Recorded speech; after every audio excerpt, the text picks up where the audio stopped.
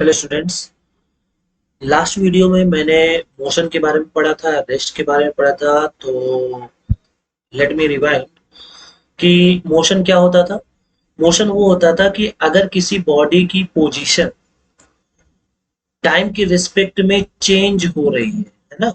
अगर टाइम बदलता जाए, उसकी पोजीशन लगातार बदल रही है, तो हम कहते हैं कि वो मोशन में है।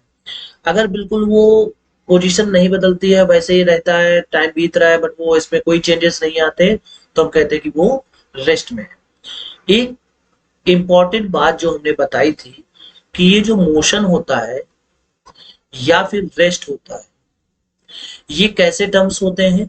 ये रिलेटिव टर्म्स होते हैं। रिलेटिव टर्म्स का मतलब ये हुआ कि हो सकता है कि कोई ऑब्जेक्ट आपके लिए रेस्ट में हो, बट किसी दूसरे पर्सन के लिए, जो दूसरी जगह से उसको ऑब्जर्व कर रहा है, उसके लिए वो मोशन में। इसका एग्जाम्पल भी मैंने बताया था कि सपोज दैट दो पर्सन यहाँ इस तरीके से, ठीक है, यहाँ इस तरीके से दो पर्सन किसी ट्रेन में, है ना, किसी ट्रेन में इस तरीके से बैठे हैं दो पर्सन, और ये ट्रेन तेजी से जा रही है, तो ये दोनों एक दूसरे के लिए कैसे हैं? ये दोनों एक दूसरे के लिए रेस्ट में हैं। लेकिन अगर बाहर से इन्हें कोई ऑब्जर्व कर रहा होगा, तो ये दोनों दोनों के दोनों मोशन में होंगे। तो इस तरीके से आप समझ सकते हो कि ये रिलेटिव टर्म्स होते हैं, ना कि एब्सोल्यूट टर्म्स होते हैं। इतनी बात क्लियर हो गई। हाँ, लास्ट वीडियो में एक लोगों को डाउट था कि सर यहाँ पे हमें थोड़ी सी एक बात बता दीजिए, वो कौन सी बात है, जरा समझिएगा। उन्होंने कहा था कि भाई हमें डिस्प्लेसमेंट समझ में नहीं आया और डिस्टेंस समझ में नहीं आया। तो सुन लेते है ना, बहुत छोटा सा कॉन्सेप्ट पहले समझ लेते, इसको पहले मैं मिटा देता हूँ। हाँ, अब समझिएगा ध्यान से। डिस्टेंस,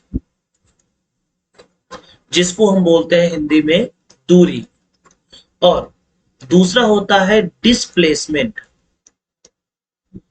ठीक है, डिस्प्लेसमेंट जिसको हम हिंदी में बोलते हैं विस्थापन। ठीक।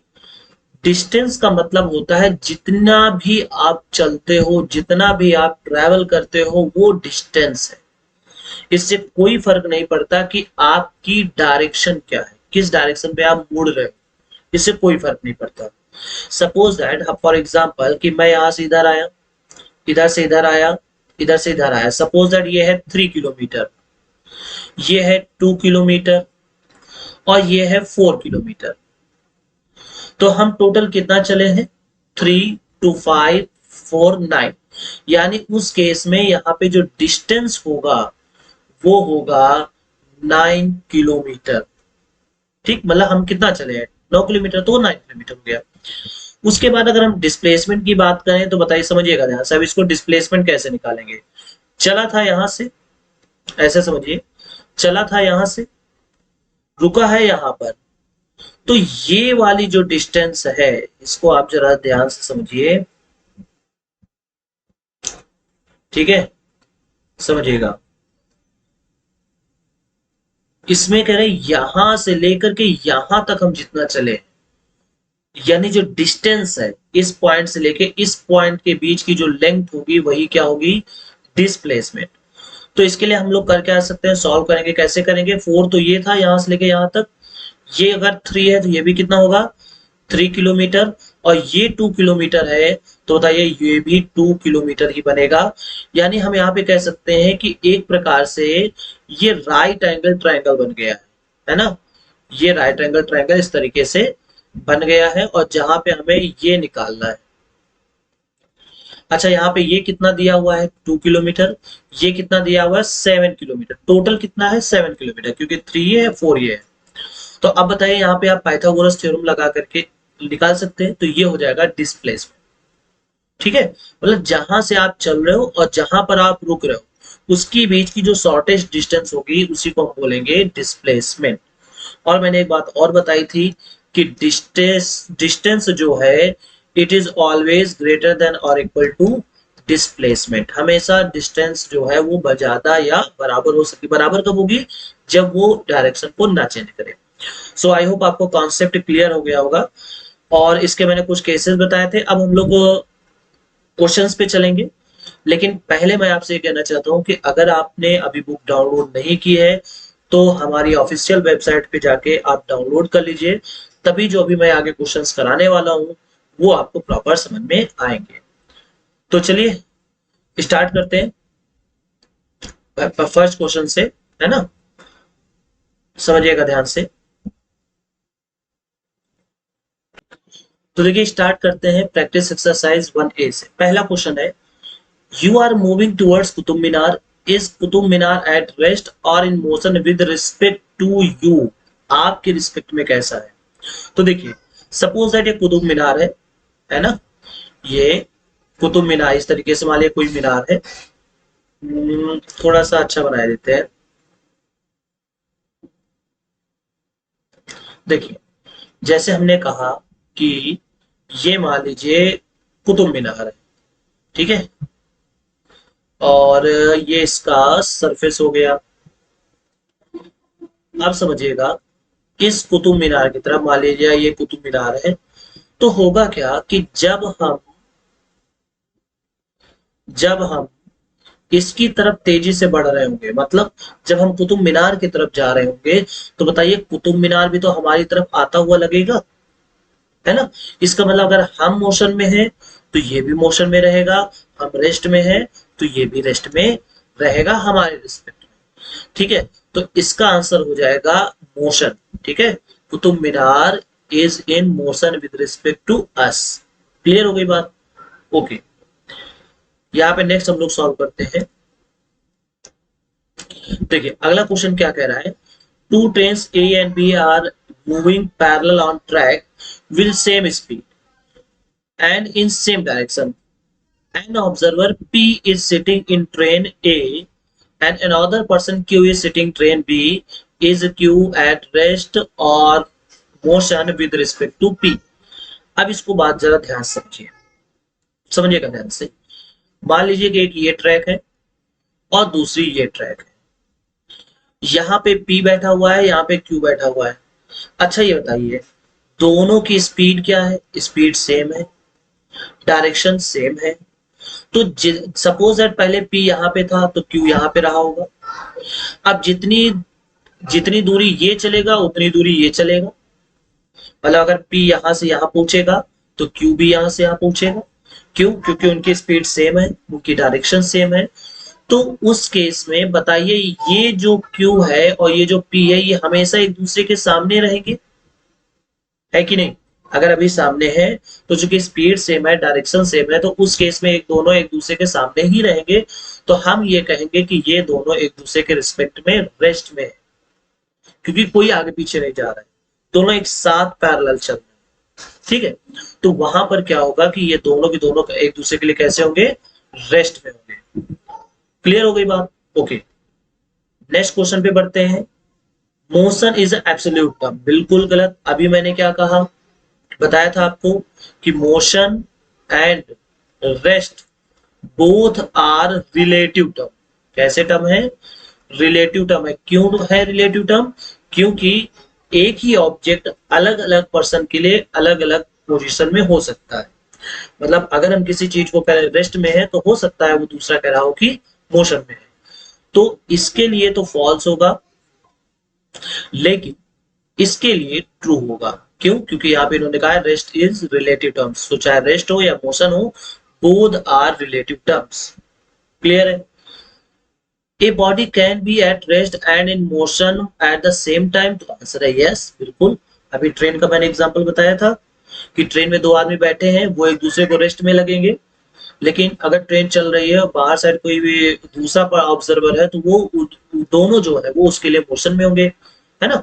तो सेम टाइम पर बॉडी रेस्ट में भी हो सकती है और मोशन में भी हो सकती है, बट यहाँ पे ध्यान ध्यान देना, फॉर डिफरेंट ऑब्जर्वर, ठीक है, डिफरेंट ऑब्जर्वर के लिए होगा, सेम ऑब्जर्वर के लिए नहीं होगा, मतलब उसको कोई अलग अलग चीजों से देख रहा हो, ठीक है, ओके। अब यहाँ पे हम क्वेश्चन पे बढ़ते हैं। क्वेश्चन अगला क्या है, डिफाइन रेस्ट। तो बताया if the position of the body does not change with time, यानी अगर किसी वस्तु की स्थिति समय के सापेक्ष ना बदल रही हो तो हम उसको रेस्ट में बोलेंगे, और अगर बदल रही हो तो हम मोशन बोले होंगे। अभी हमने कहा कि इसको रिलेटिव क्यों बोलते हैं, क्योंकि एक ही टाइम पर कोई भी ऑब्जेक्ट रेस्ट और मोशन दोनों में हो सकता है अलग अलग ऑब्जर्वर के लिए। और इसका एग्जांपल देना है तो इसके लिए आप वहां पे ट्रेन का एग्जांपल दे सकते हैं।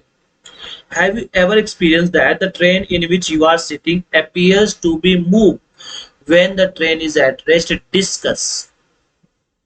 ठीक, अब इसको जरा ऐसे समझो। सपोज दैट कि दो ट्रेनें हैं, इसको ऐसे समझिए कि जैसे मान लिया एक ट्रेन ये है ना, और दूसरी ट्रेन ये है।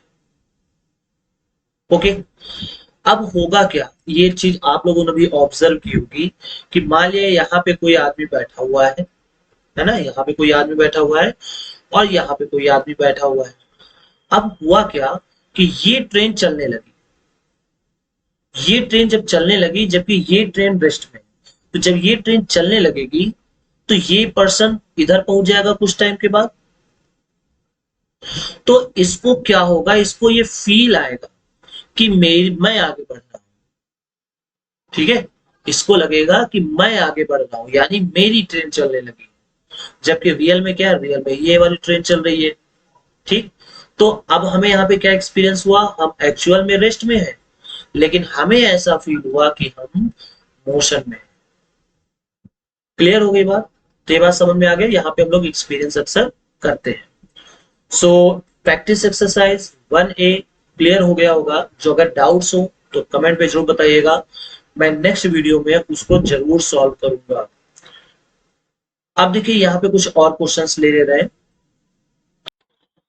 But before we starting this question, एक चीज आप ये जान लीजिए कि क्वेश्चन ये कभी कभी पूछा जाता है कि डिस्टेंस को मेजर करने के लिए किस डिवाइस का यूज किया जाता है। मतलब उस डिवाइस का नाम बताइए जिसका हम लोग यूज करते हैं डिस्टेंस को मेजर करने में।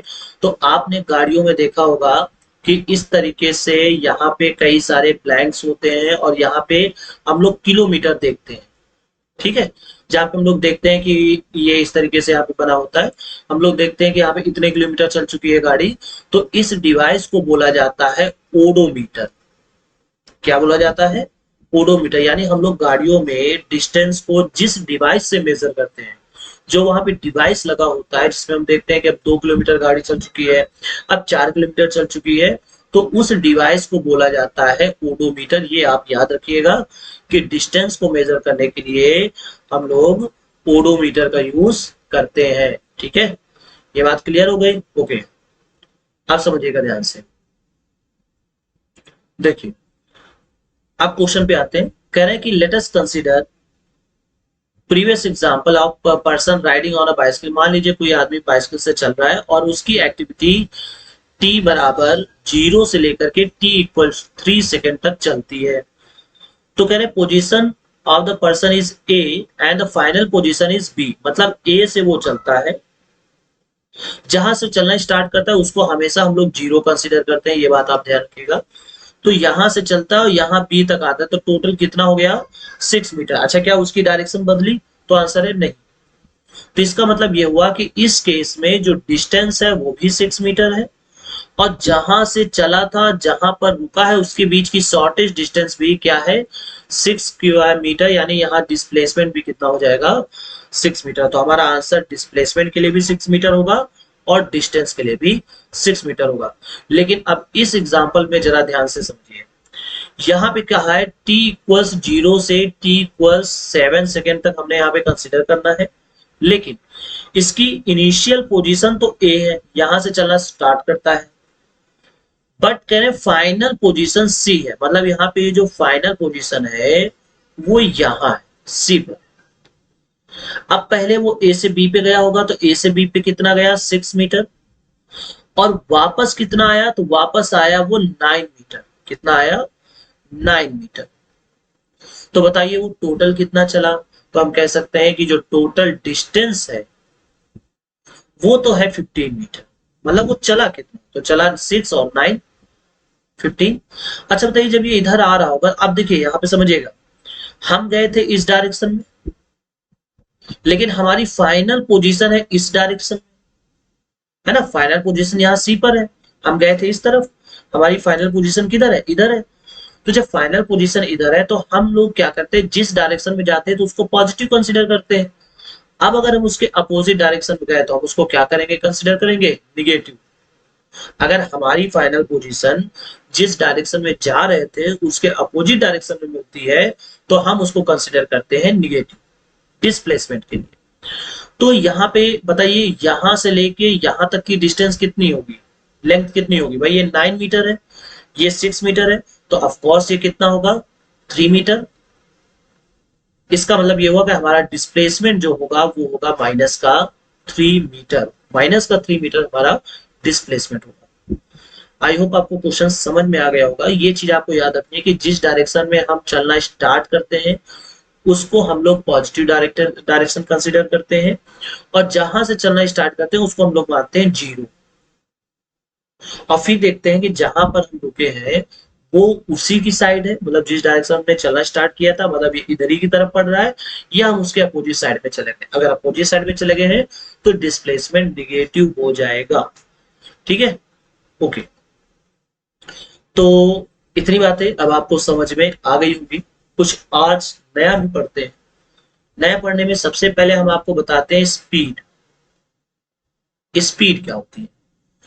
तो आप 1 सेकेंड में जो भी डिस्टेंस कवर करेंगे, समझिएगा डिस्टेंस की बात कर रहे हैं, यानी the distance covered by a moving body in unit time. Unit time means 1 second. तो 1 सेकेंड में आप जितनी दूरी चलेंगे उसको हम बोलेंगे कि स्पीड। क्या बोलेंगे? स्पीड। तो स्पीड का फिर फार्मूला क्या बना? तो स्पीड का फार्मूला बना distance upon time. Distance upon time, ये इसका फार्मूला हो जाएगा। ठीक, अब समझिएगा, सपोज दैट कोई पर्सन है या कोई कार है जो 20 मिनट में 4 किलोमीटर जाती है या 40 किलोमीटर जाती है, 20 मिनट में 40 किलोमीटर जाती है। तो अब उसकी स्पीड क्या होगी? अब उसकी स्पीड क्या होगी? तो पहली बात, इसकी जो एसआई यूनिट होती है वो होती है मीटर पर सेकेंड, और भी दूसरी यूनिट्स होती हैं जैसे कि किलोमीटर पर आवर। यहाँ पे यूनिट का ख्याल रखना बहुत ज्यादा जरूरी, बहुत ही ज्यादा जरूरी है। मतलब अगर डिस्टेंस मीटर में है तो टाइम सेकंड में ही होना चाहिए, और अगर डिस्टेंस किलोमीटर में है तो टाइम आवर में ही होना चाहिए। हम यहाँ पे क्या करेंगे, इसको सेकंड में कन्वर्ट करके सॉल्व करेंगे। तो देखिए यहाँ पे 40 किलोमीटर है, मीटर में बदलेंगे 1000, और 20 मिनट है तो 20 मिनट को क्या लिख सकते हैं, 60 सेकेंड। ठीक है, यहां से जब हम लोग ये सॉल्व करेंगे तो यहां से कैंसिल आउट होगा 20 टाइम्स, इसका मतलब 200/6 या फिर 100/3 मीटर पर सेकेंड। 100/3 मीटर पर सेकेंड। मीटर पर सेकेंड क्यों लिखा मैंने? क्योंकि यहाँ पे मैंने डिस्टेंस को मीटर में बनाया था और टाइम को सेकेंड में किया था। अब अगर हम इसको किलोमीटर पर आवर में करना चाहें तो बताइए 40 किलोमीटर, तो ठीक है, इसको आवर में कन्वर्ट करने के लिए क्या करेंगे, इसको आवर में कन्वर्ट करने के लिए 60 से डिवाइड करेंगे। तो जब हम यहाँ पे 60 से डिवाइड करेंगे तो बताइए डिनोमिनेटर, अगर डिनोमिनेटर न्यूमरेटर में जाएगा तो इसका मतलब आ जाएगा 40 इंटू 60/20। इससे cancel out 2 time, so answer आया 120 किलोमीटर पर आवर। ये उस ऑब्जेक्ट की स्पीड होगी। क्लियर है? स्पीड का मतलब क्या हुआ, कोई भी मूविंग ऑब्जेक्ट 1 सेकेंड में, 1 सेकेंड में जितनी भी दूर जाएगा, जितना डिस्टेंस ट्रेवल करेगा, उसे हम बोलेंगे उस बॉडी की स्पीड। क्लियर है? ओके। अब यहाँ पे कुछ इंपॉर्टेंट चीज हमें आपको बताना है, वो भी आप समझ लो। ठीक है, समझिएगा, अगर कभी भी स्पीड किलोमीटर पर आवर में है और इसको आपको कन्वर्ट करना है मीटर पर सेकेंड में, तो सिंपली आपको 5/18 से मल्टीप्लाई करना होगा। कितने से मल्टीप्लाई करना होगा? 5/18 से। आया कैसे ये? तो इसको सिंपल सा करना क्या, किलोमीटर को मीटर में बदलो, 1000, और आवर को सेकंड में बदलो तो 60 मिनट इंटू 60 सेकंड, तो ये दो जीरो से कैंसिल आउट, और 2 से 5 टाइम्स, 2 से 3 टाइम्स, तो आया 5/18 मीटर पर सेकंड। यानी किलोमीटर पर आवर को अगर हमें मीटर पर सेकंड में बदलना है, इसको आप मोस्ट इंपॉर्टेंट मार्क कीजिएगा, काफी जगह काम आता है, क्योंकि हमें जनरली जो स्पीड है वो किस में रखनी होती है, मीटर पर सेकंड में। अब सपोज दैट आपसे दिया हुआ है स्पीड है 36 kilometre per our, 36 kilometre per our, तो इसको मीटर पर सेकंड में बदलने के लिए क्या करेंगे, 5/18 से मल्टीप्लाई करेंगे, सो कितना आ जाएगा, 10 मीटर पर सेकंड, ये उसकी स्पीड हो जाएगी, मतलब 36 kilometre per hour is equal to 10 metre per second. अब अगर हमने मान लिया कह दिया जाए 54 किलोमीटर पर आवर, इसको मीटर पर सेकंड में बदला जाए, सो आप लोगों को सॉल्व करना है, ठीक है, 2 सेकंड हम आपको दे रहे हैं, सॉल्व हो गया होगा। हाँ, तो इसका आंसर कितना आ जाएगा, 5/18 से मल्टीप्लाई कराएंगे तो कितना आ जाएगा, 15 मीटर पर सेकंड, ये भी आपको याद रखना है। अच्छा, इसका रिवर्स क्या होगा, तो इसका रिवर्स हो जाएगा 18/5, मीन्स टू से अगर यहाँ पे मीटर पर सेकंड को किलोमीटर पर आवर में बदलना है तो 18/5 से मल्टीप्लाई करा देंगे। तो आज यहाँ पे आप लोग स्पीड पढ़ चुके हो, स्पीड क्या होती है जान चुके हो, है ना, कि एक सेकंड में जितनी डिस्टेंस ट्रेवल करता है उसे हम स्पीड बोलते हैं, इसकी SI unit metre per second, और इसका फार्मूला जो होता है, तो इसका फार्मूला होता है डिस्टेंस अपॉन टाइम, है ना, डिस्टेंस अपॉन टाइम, ये हो जाएगा इसका फार्मूला। इसकी सिमिलर एक दूसरी क्वांटिटी भी है, वो भी मैं यहाँ पे आपको लिख रहा हूं, समझिएगा, उसको बोला जाता है वेलोसिटी। क्या बोला जाता है, वेलोसिटी।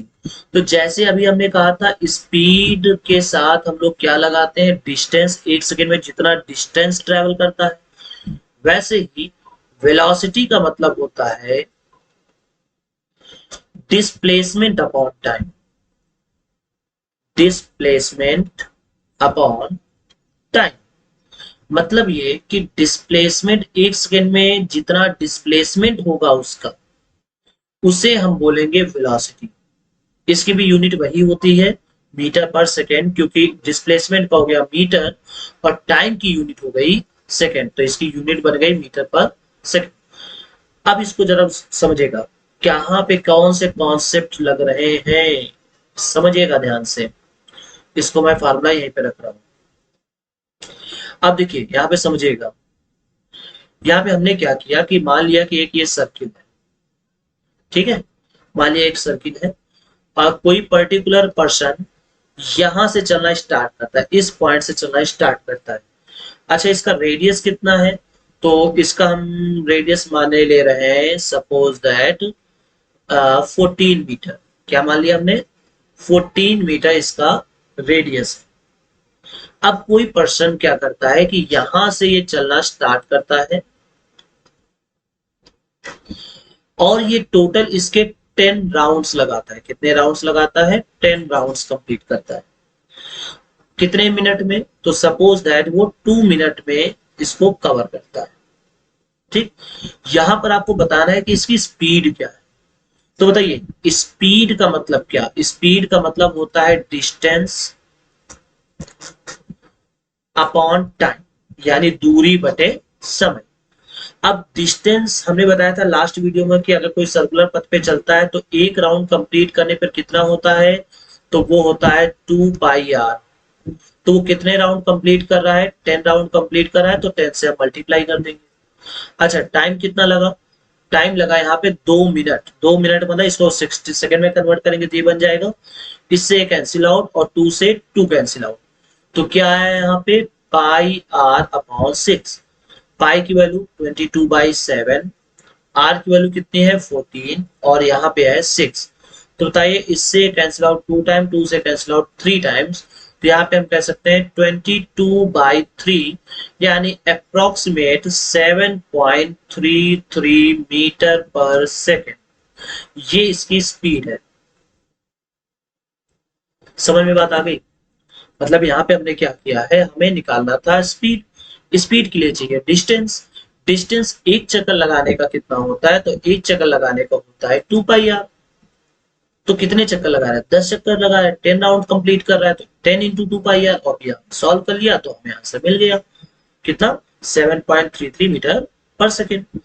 हाँ, अगर यहीं पे आपसे पूछ लिया जाता, समझिएगा, अब इसको मैं थोड़ा साइड में कर रहा हूँ, यहीं पर आपसे पूछ लिया जाता कि बताइए इसकी वेलोसिटी कितनी होगी,